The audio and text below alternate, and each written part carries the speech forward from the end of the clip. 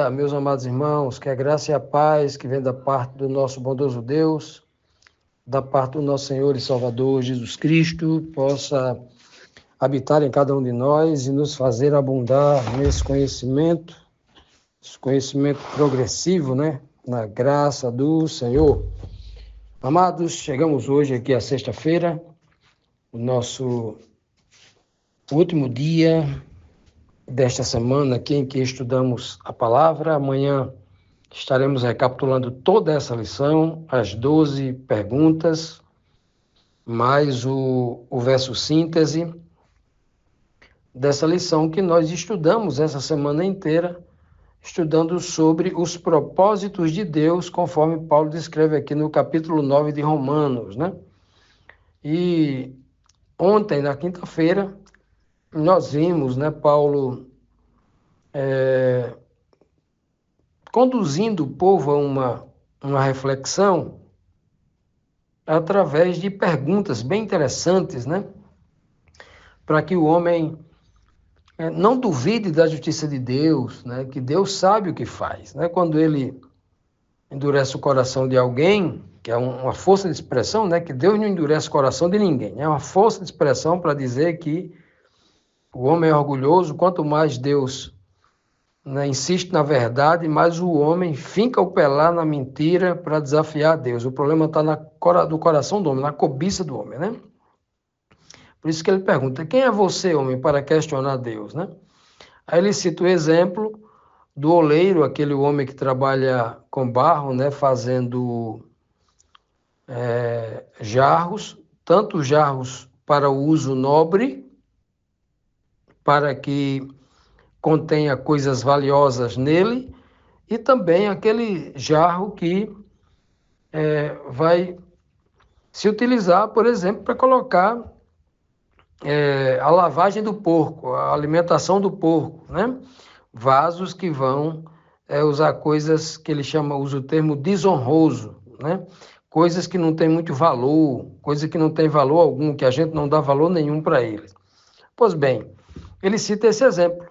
Obviamente, é uma tipologia dos vasos de honra, uma tipologia para aqueles que serão salvos. Os vasos desonrosos é uma tipologia daqueles que se perderão, porque dentro dos santos o Senhor coloca o seu maior tesouro, que é o seu Santo Espírito. E dentro dos corações dos ímpios, só há coisa que ele chama coisa de imunda, coisas imundas, né? O pecado, sujeira, etc. Pois bem, então hoje, a 11ª pergunta nos traz aqui o seguinte questionamento. Os vasos foram feitos para a ira, ou Deus suportou a desonra desses vasos antes de aplicar a sua ira?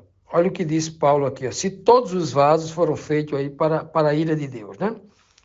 Romanos capítulo 9, versículo 22 diz assim: E se Deus, querendo mostrar a sua ira e tornar conhecido o seu poder, suportou com grande paciência os vasos de sua ira, preparados para a destruição. Então veja que aqui o texto, Paulo faz uma abordagem aqui muito interessante sobre a paciência de Deus para com o homem, né? Para com o homem pecador, inclusive, ou principalmente para com o homem pecador, porque já imaginou Deus tolerar o pecado do homem, se a gente for fazer uma conta assim por alto, né? Desde o momento em que Adão pecou, desde o momento em que entrou o pecado no mundo. Então vamos ter uma conta por alto aí de quase 6.000 anos, né? Aproximadamente 6.000 anos. É muita tolerância. Porque quanto tempo nós conseguimos tolerar alguém que está nos fazendo mal, alguém que está nos afrontando, né? E a gente tendo o poder de resolver aquela situação. Quanto tempo nós suportaremos isso, né? Então veja que o texto aqui diz bem claro, né? Deus querendo mostrar a sua ira e tornar conhecido o seu poder, se Deus, né? Se Deus quisesse mostrar a sua ira e tornar conhecido o seu poder, ele não teria suportado com grande paciência até o dia de hoje, suportado aqueles que na sua onisciência ele já sabe que vão se perder. Mas ele continua suportando aquelas pessoas que ele sabe que não tem jeito. Aquelas pessoas que a sua índole, mesmo que o Senhor dê de tudo para elas, mesmo que o Senhor conceda para ela uma vida mais folgada possível que ela tenha nesse planeta, nunca tenha nenhum problema na sua vida, que isso seria inédito, né? Porque não existe isso no mundo, todo mundo tem problema. Mas se o Senhor concedesse uma vida no nível do paraíso, uma pessoa tivesse uma vida toda tranquila, do dia que nasceu até o dia que descansa. Já imaginou isso? Se o Senhor desse tudo para essa pessoa, ela ainda continuaria com a índole má, né? Porque não tem um desejo. Segundo a cobiça do seu coração, ela já escolheu assim, né? Ser assim, né? E então o Senhor vai, sabendo que aquela pessoa vai se perder, sabendo que a escolha dela ele já sabe qual vai ser a escolha dela no final, mas ele tolera aquela pessoa. Ele continua tolerando. Há muitas pessoas, né, que continuam no erro ali. Agora, mesmo que o Senhor desse não só riqueza material, uma vida temporária aqui folgada, com muitos recursos, mas se ele ainda desse às pessoas a palavra da verdade, como pela boca de Jesus Cristo chegou ao ouvido e ao coração de Judas Iscariotes, né? Ao ouvido de Pilatos, ao ouvido do sumo sacerdote Caifás, ao ouvido de toda uma cúpula de doutores da lei, escribas, né? Religiosos, zelosos como os fariseus, né? A verdade chegou ao ouvido deles, mesmo que o Senhor tenha concedido o dom do Santo Espírito ao coração deles, essas pessoas, ainda assim, pela dureza do coração, né?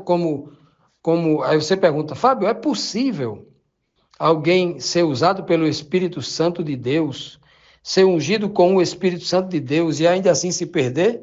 Ora, o Senhor não mandou ungir Saul, o primeiro rei de Israel? Ele até profetizou, foi cheio do Espírito Santo e, por fim, né, negou ali, ficou sendo perturbado por demônio, perdendo a salvação. Já imaginou? Pois é. Então, mesmo assim, o Senhor tolera essas pessoas, né? Tolera, né? Qualquer pessoa assim, ele vai tolerando devido à sua muita misericórdia. E aqui Paulo está revelando aí um Deus justo e amoroso, né? Com toda a paciência do mundo, oferecendo a salvação a todos, justamente para que ao final nós digamos, né? Só não foi salvo quem não aceitou a graça.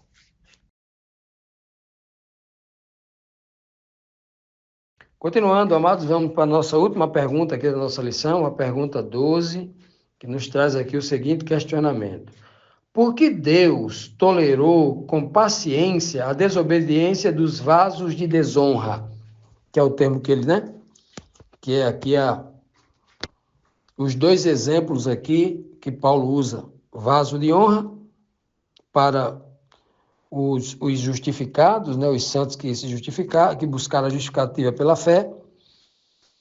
E aí o vaso de desonra, que é aqueles que escolheram não aceitar a graça de Deus, escolheram continuar no pecado, não tiveram disposição para se arrepender e confessar seus pecados, reconhecendo, né, a sua necessidade de um Salvador.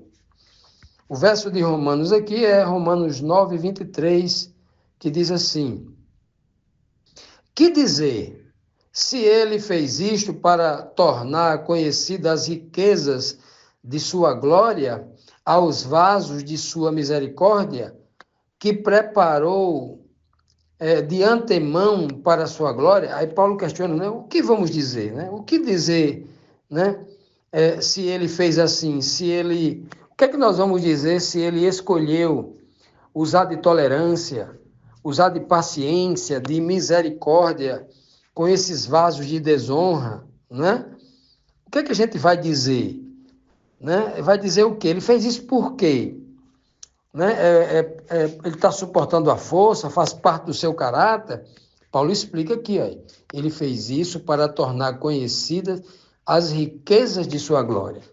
Ou seja, para que o homem mais duro de coração, mais duro de entendimento possível, ele chegue a essa conclusão ao pensar: mas por que existe tanta gente má no mundo, né? Tanta gente má no mundo, e o Senhor não dá um fim logo nessas pessoas? Porque o coração do homem é que acabe logo com tudo isso, né? Uma grande prova aqui, eu estava conversando essa semana, início da semana, com alguém que estava muito revoltado com o cenário político do Brasil, principalmente com o poder judiciário, que na análise dele está cometendo uma grande injustiça, a forma como tem se procedido nos últimos anos, né? Ele estava revoltado e ele dizia assim, ó, se eu tivesse o poder de Deus, eu matava aquela pessoa que está praticando injustiça, tendo o poder para fazer justiça, recebendo um alto salário, né? Tendo uma vida luxuosa, se desfrutando de um alto cargo público, ganhando milhões e tal, eu o mataria, né? A pessoa disse assim, abrindo o coração. Eu sei que ele não matava, mas ele falou assim pela emoção, assim pela revolta política que havia no coração dele, né? Revolta de cidadão e tal. Aí eu disse assim, tá vendo? Aí eu pensei comigo, tá vendo?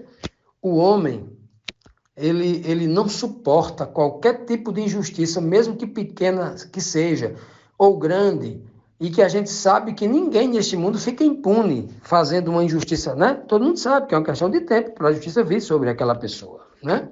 E acontece a justiça. Agora eu pergunto aqui, né? Se nós seres humanos vemos tudo, sabemos tudo isso, e nós sentimos como é o desejo que nós temos, agora imagine Deus. Como é que ele suporta por tanto tempo, né? Justamente para ficar bem claro na cabeça do homem mais bruto que ele é um Deus glorioso e a sua glória está baseada na justiça, na verdade e no amor. É muito amor, é muita misericórdia da parte dele. Aguentar uma pessoa que não vale nada, que ele conhece o coração, a maldade no coração, desde o dia que nasceu até o dia que vai... Porque ele conhece tudo, ele conhece do primeiro dia até o último dia, né? E aí ele não destrói aquela pessoa, ele suporta, né? Para justamente mostrar que foi dada àquela pessoa todas as chances da vida dela para que ela pudesse mudar do bem, do mal para o bem, para que ela pudesse abandonar aquela maldade, conhecendo o amor da verdade, pudesse se apaixonar, pudesse amar essa verdade ao ponto de esse amor transformar a sua vida completamente. O que a Bíblia chama de converter, né?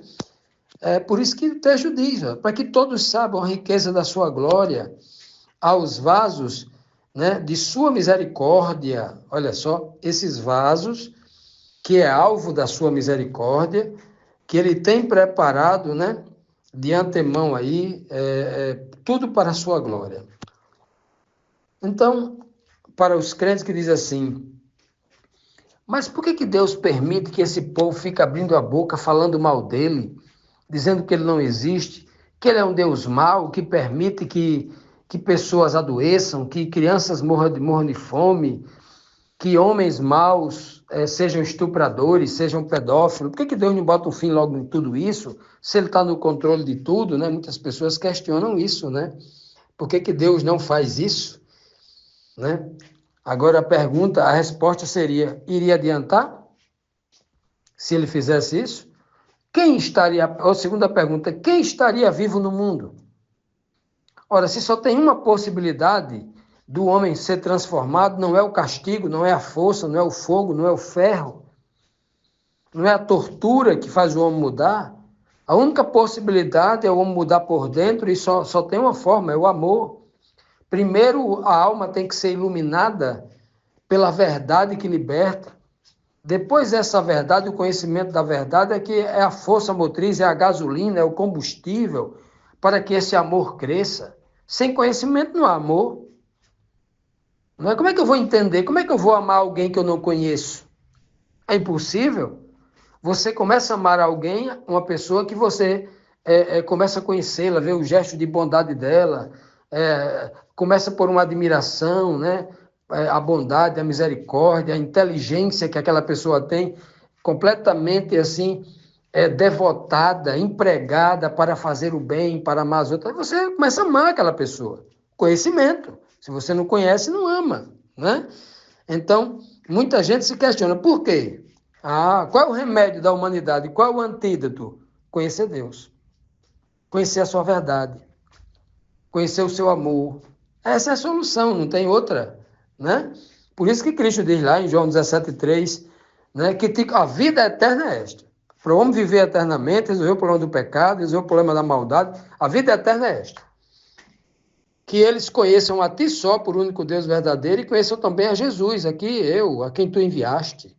É o que Cristo está dizendo lá. Aí está a solução, conhecimento da pessoa de Deus. Através de Jesus Cristo, seu Filho, que ele enviou aqui para a terra. Que o Senhor nos abençoe com este conhecimento, que nós também possamos buscar esse conhecimento gracioso que está sendo nos oferecido hoje, para que essa misericórdia que Deus está tendo seja para a nossa justificação e não para a nossa perdição.